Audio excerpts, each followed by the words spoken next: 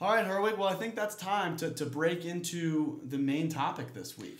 Well, Kyle, given your choice of lottery.com, it seemed like it was only natural we took today's episode to really dig into the efficiencies of issuing royalties and dividends with security tokens. So let's, of course, first start by diving into lottery.com's upcoming royalty payment.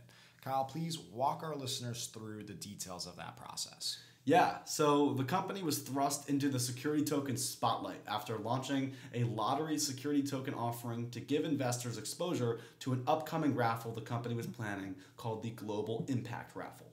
The idea centered around collecting raffle participation and incentivizing users to continue playing through gamified economic mechanisms. The token offers investors 7% of the net revenue on the planned Global Impact Raffle. However, since the inception of the LDCC token launched in late 2018, not much has been heard from the initiative.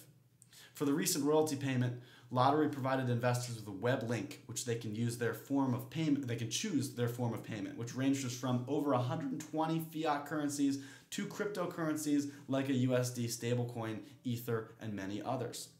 The entire process happened online and is in a testament to the work that Securitize has done with their DS protocol, that underlying issuance layer, to have full distribution that occurs compliantly on-chain.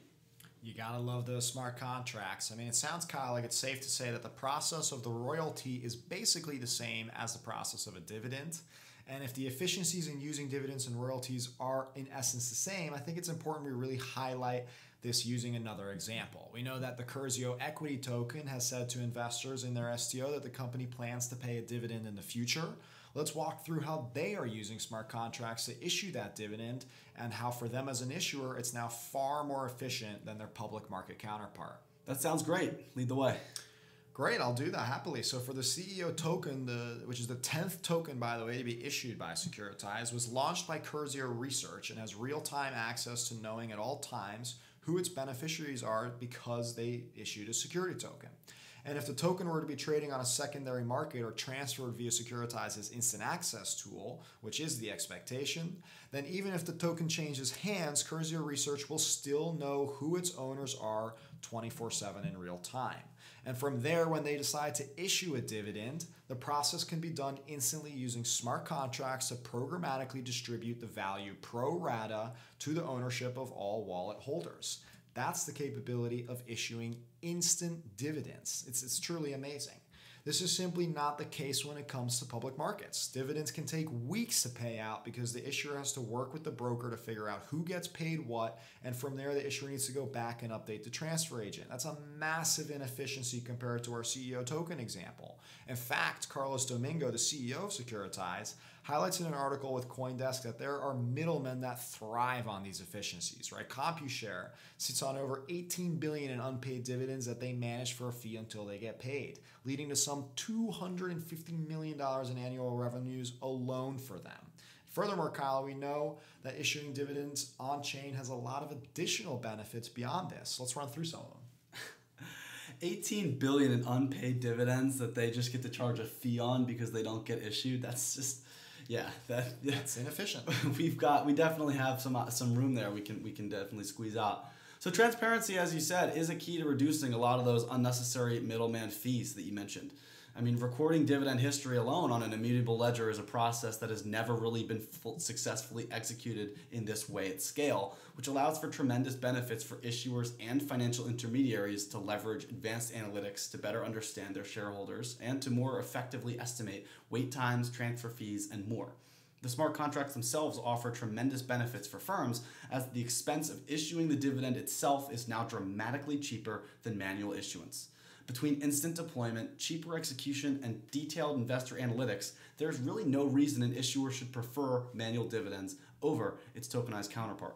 Additionally, you can now send all sorts of dividend or royalty payments to investors. You're not just limited to cash. Traditionally, investors get paid in fiat. Not getting paid in USD was seen as a currency risk because other fiat currencies were seen as inferior for some investors.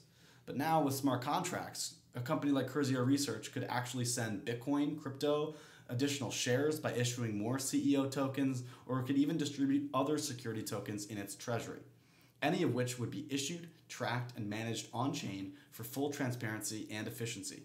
Maybe Herwig really wants to be paid in gold. Well, now Curzio could use cash to get gold-backed tokens that he could then issue a dividend with. Now we can be paying dividends with just about anything instantly. Now startups could offer stock dividends to investors each year that they held the token, or many other innovative possibilities. And you could always just be boring and use a good old USD stablecoin like USDC or DAI and pay US dollars on chain to token holders, as we saw with Lottery.com, who offered more than 120 different payment options for their royalty. It's simply unheard of in public markets and even traditional off-chain private markets.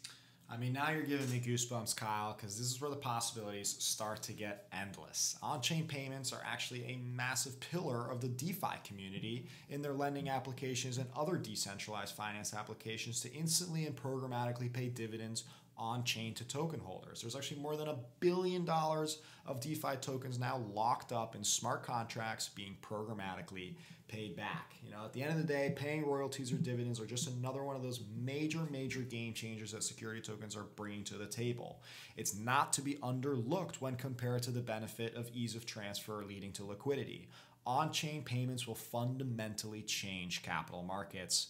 You heard it here. I'm telling you, that's what's going to happen. And with that, Kyle, I think we can conclude today's show. As always, thanks for tuning into another episode. And for those of you who are new listeners, hopefully you enjoyed the show. Please always feel free to send in questions, comments, or feedback for us. You can reach us directly, both Kyle and I, on Twitter and LinkedIn. It's another great episode, Herwig. Thanks again for everyone listening, and we hope to catch you all next week. Talk to you soon.